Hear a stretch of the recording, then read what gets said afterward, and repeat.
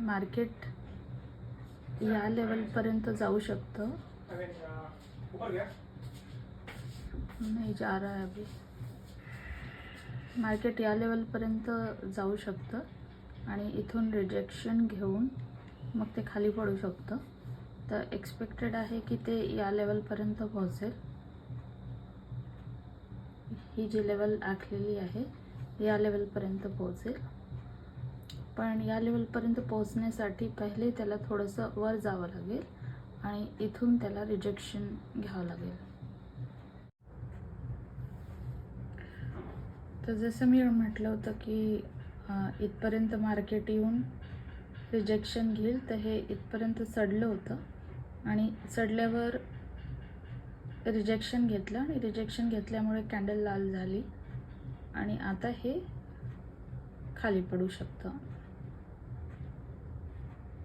तर इथपर्यंत मार्केट येणं पॉसिबल होतं. तर या ज्या लाईन्स ड्रॉ केलेल्या आहेत त्या थोडंसं चार्ट ॲनालिसिस करून ड्रॉ केलेले आहे. तर एक्सपेक्टेड होतं की मार्केट इथपर्यंत पोहोचेल आणि ते इथपर्यंत पोहोचलं. आता चान्सेस आहे इथपर्यंत पोहोचून त्यांनी लोअर हाय क्रिएट केलेला आहे.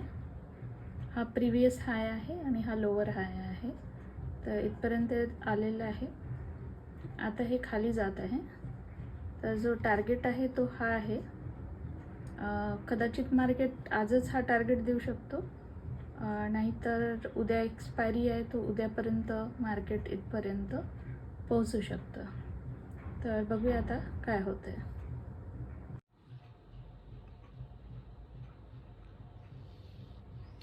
तर इथे तुम्ही बघू शकता की मार्केट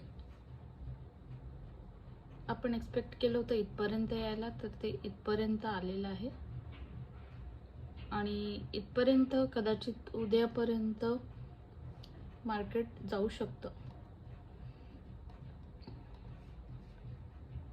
तर इथपर्यंत ऑलमोस्ट जी लेवल आपण ड्रॉ केली आहे त्याच्या इथपर्यंत आलेलं आहे आणि या रेंजमध्ये थोडंसं सस्टेन केलं मार्केटने.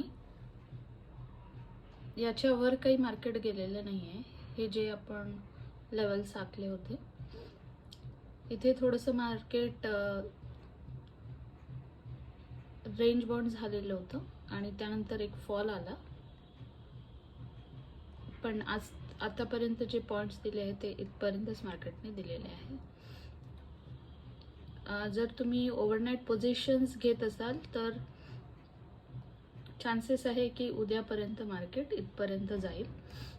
आणि ही जी लाईन आपण आखली होती ही आणि ही वाली जी लाईन होती याचा हा जो पॉईंट होता हा 50% घेतला होता. म्हणजे प्रिव्हियस डेचा हाय आणि लो 1 डेच्या चार्टमध्ये आखून याचा 50% घेतला होता. तर 50%च्या खाली मार्केट आल्यामुळे पॉसिबिलिटी होती की तो इथपर्यंत येईल.